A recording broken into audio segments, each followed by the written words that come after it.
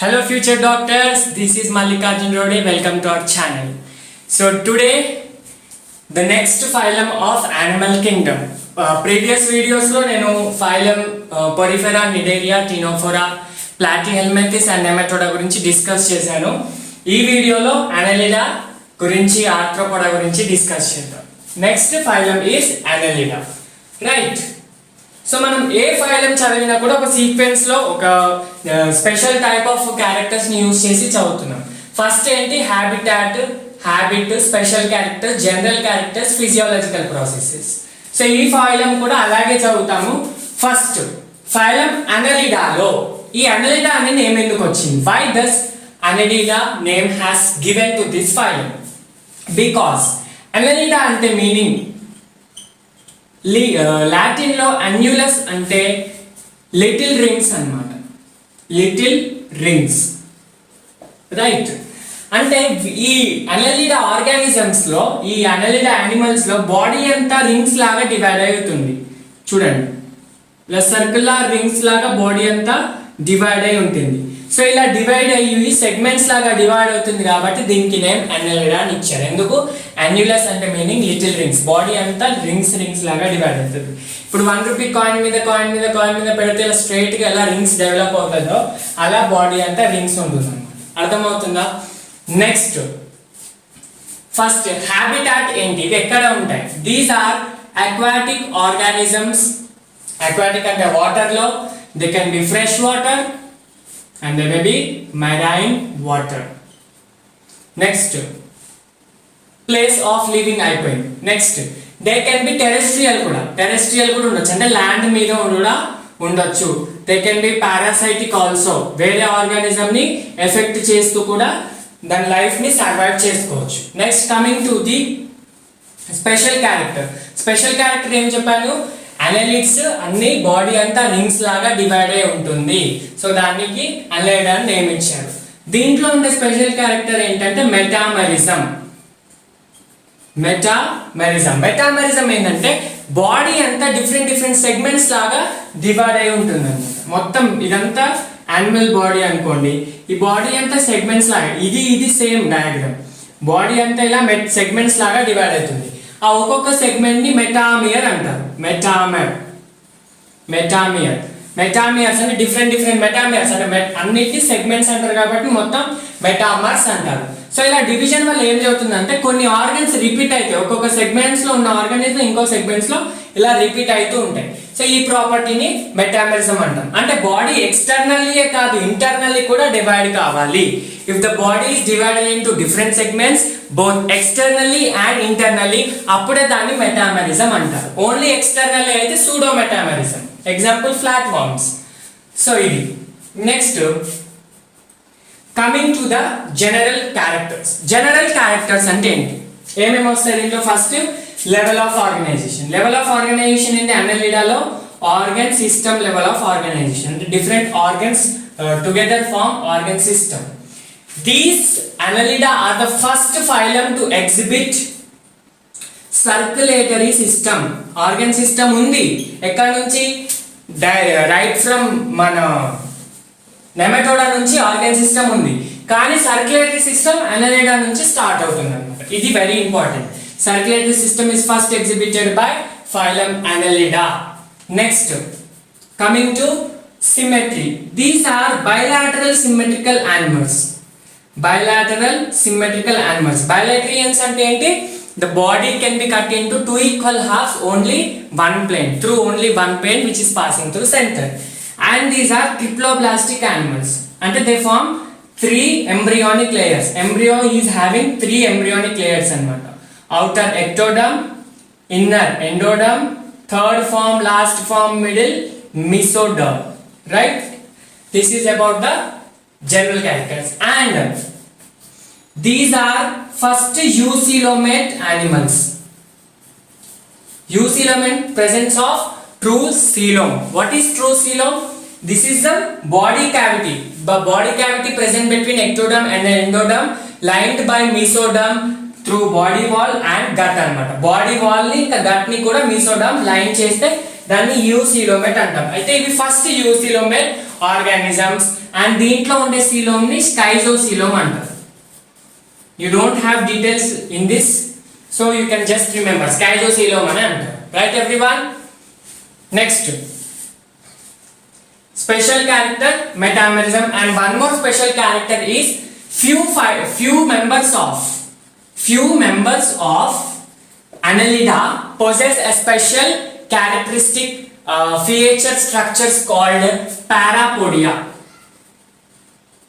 Parapodia are the structures which are present lateral side of the body. Para ante meaning lateral, ante sides ki undadam annamata. Podium అంటే legs like structures అన్నమాట. So ఇప్పుడు body sides లో అంతా కూడా ఇలా legs like hair లాగా structures ఉంటుంది, వాటిని పారాపోడియా అంటాం. అన్నిట్లో ఉండవు, కొన్ని మెంబర్స్ లో ఉంటాయి. Example for parapodia exhibiting Annelida is nereis. Okay, and these help in locomotion, swimming లో హెల్ప్ చేస్తుంది. Locomotion example swimming. So some of them are aquatic అని చెప్పాను కదా. అక్వాటిక్ అంటే వాటర్ లో స్విమ్ చేయాలి కాబట్టి they exhibit parapodia. Generally aquatic annelids exhibit parapodia. ఇవన్నీ వచ్చేసి జనరల్ అండ్ స్పెషల్ క్యారెక్టర్స్. మన సీక్వెన్స్ ప్రకారం నెక్స్ట్ వచ్చేసి డిస్కస్ చేసేది ఫిజియోలాజికల్ ప్రాసెసెస్ కదా.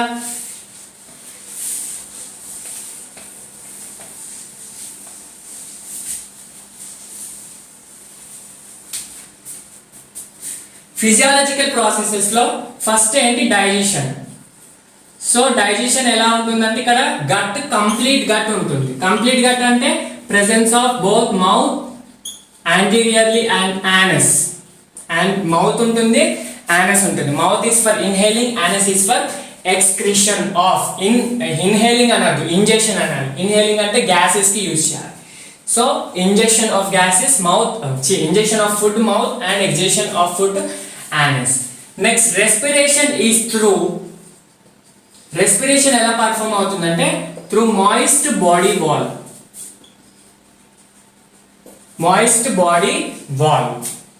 or body surface. ఎప్పుడైనా మీరు ఎర్త్ వామ్ ని టచ్ చేసి చూస్తే అది చాలా జారిపోతూ ఉంటుంది, చాలా తేమగా ఉంటుంది, మాయిస్ట్ గా ఉంటుంది. ఎందుకంటే దాని బాడీ వాల్ అంతా మాయిస్ట్ స్ట్రక్చర్ ఉంటుంది అన్నమాట. సో ఇది మాయిస్ట్ బాడీ వాల్, ఇది ఎర్త్ వామ్ అనుకోండి, ఇంత మాయిస్ట్ బాడీ వాల్. సో ఈ మాయిస్ట్ బాడీ వాల్ రెస్పిరేషన్ ఎలా హెల్ప్ చేస్తుంది అంటే గ్యాసెస్ ఏదైతే అట్మాస్ఫియర్ లో ఉంటుందో ఇదంతా బాడీ మీద, ఆ బాడీ వాల్ మీద అబ్జార్బ్ అవుతుంది. ఆ అబ్జార్ప్షన్ వల్ల ఏమవుతుంది, ఆ గ్యాసెస్ లోపలికి ఎంటర్ అవుతాయి. సో అలా ప్రాసెస్ జస్ట్ అబ్జార్ప్షన్ వల్ల ఎంటర్ అయితే ఆ ప్రాసెస్ ని మనం ఏమంటాం, సింపుల్ డిఫ్యూజన్ అంటాం. డిఫ్యూజన్ అంటే ఏంటి, gases move from one place to other place, hire concentration to lower concentration. Atmosphere లో ఉన్న హై కాన్సన్ట్రేషన్ ఆఫ్ ఆక్సిజన్ బాడీలో ఎంటర్ అవుతుంది అనమాట త్రూ సింపుల్ డిఫ్యూజన్ అనమాట. Mechanism is through simple diffusion. దీంట్లో ఎక్స్క్రీషన్, ఇన్హేలింగ్, ఎక్సేలింగ్ అలాంటివి ఏమీ ఉండవు. Next circulation. ఆల్రెడీ చెప్పాను సర్క్యులేషన్ ఎలాంటి టైప్ అని చెప్పుకున్నాం మనం. Circulation is closed type of circulatory system. Closed type.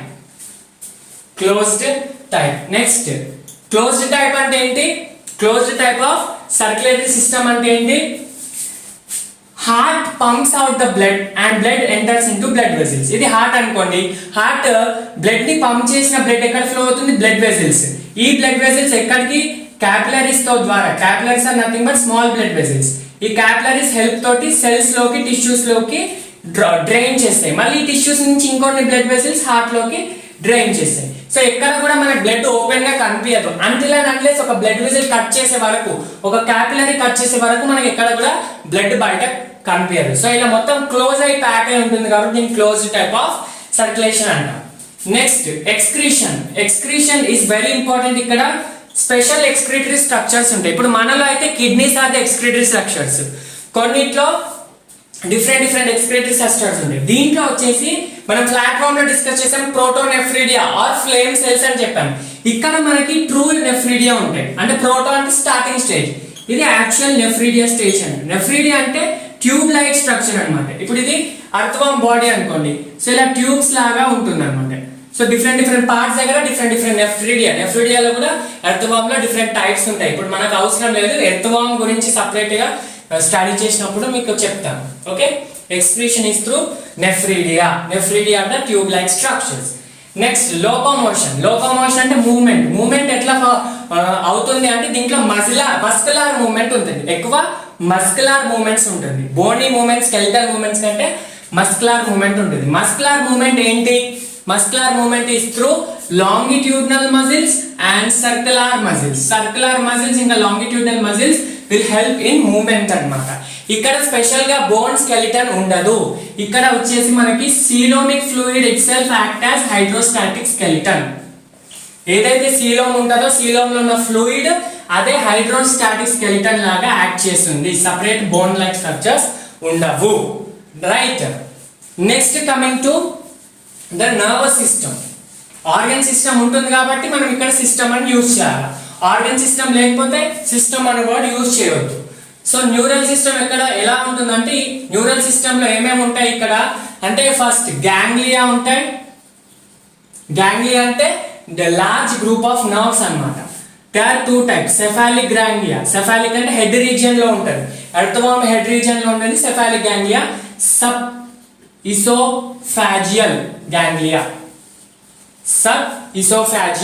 Ganglia కూడా ఉంటాయి. నెక్స్ట్ ఇక్కడ double ventral solid nerve card కూడా ఉంటుంది. ఇప్పుడు మనకి స్పైనల్ కార్డ్ బ్యాక్ ఎలానో ఇక్కడ వీళ్ళకి ఫ్రంట్ డబుల్ ఉంటుంది అనమాట. ఫ్రంట్ అంటే వెంట్రల్ సైడ్, మనకు ఓన్లీ సింగిల్ స్పైనల్ కార్డ్ కదా వీటికి డబుల్ ఉంటుంది అనమాట. Solid nerve cord. అర్థమవుతుందా? This is the neural system. Next coming to the reproductive system ఎలా ఉంటుంది? ఇక్కడ ఫస్ట్ ఇవి ఎలాంటి రిప్రొడక్షన్ ఎగ్జిబిట్ చేస్తాయి? సెక్షువల్ రిప్రొడక్షన్ ఎగ్జిబిట్ చేస్తాయి. సెక్షువల్ లో కూడా some are unisexual organisms, some are bisexual organisms.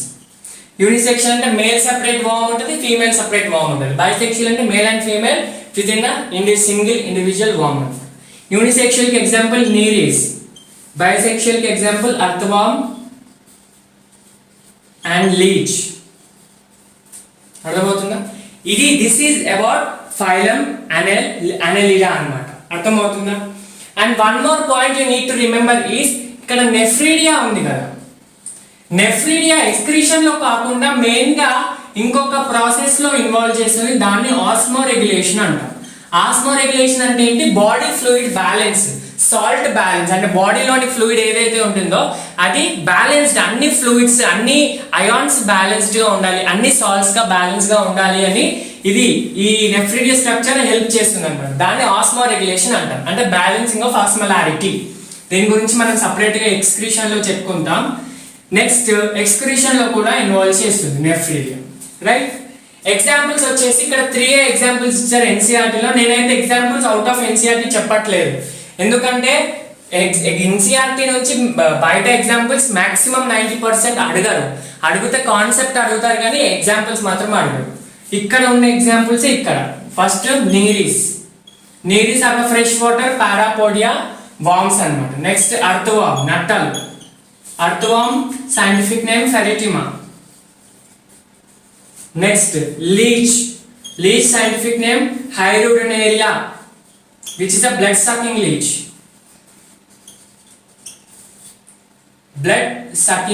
అన్నమాట. అంటే అది వన్స్ బాడీ మీద మనకి అటాచ్ అయ్యేదనుకో మన బ్లడ్ ని సక్ చేసే వరకు అది వదలదు, చాలా గట్టిగా స్టిక్ అయి ఉంటుంది. నార్మల్ గా మీరు అబ్జర్వ్ చేసే ఉంటారు. సో ఇది about phylum అనెలిడా. In the next video I'm going to meet with you with phylum Arthropoda and next other phylums అన్నమాట. యానిమల్ కింగ్డమ్ కొంచెం డీటెయిల్ గానే డిస్కస్ చేద్దాం. వన్స్ మనకు స్ట్రక్చరల్ ఆర్గనైజేషన్ అయిన తర్వాత హ్యూమన్ ఫిజియాలజీ చాలా తొందరగా అయిపోతుంది, చిన్న టాపిక్స్ ఉన్నాయి కాబట్టి.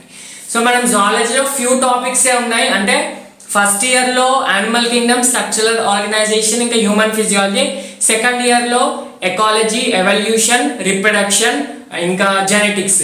ఈ టాపిక్సే ఉన్నాయి కాబట్టి మనకి తొందరగా మనం చేసుకోవద్దు, డీటెయిల్ గానే చదువుదాం. ఎగ్జామ్ కి 2 months ముందు రివిజన్ అయ్యేటట్టే చదువుదాము. సో నేను అందుకే ఒక్కొక్క ఫైల్ని ఇండివిజువల్గా డీటెయిల్గా డిస్కస్ చేస్తున్నాను. వన్ షాట్ లాగా చెప్తే మీకు మళ్ళీ అక్కడ మర్చిపోయి మళ్ళీ ఒకసారి వినాల్సి వస్తుంది. ఇప్పుడు విన్నదే మీరు పర్ఫెక్ట్గా వింటే అది బెటర్ అని నేను అనుకుంటున్నాను. So meet you in the next video. Until then keep working hard. All the very best.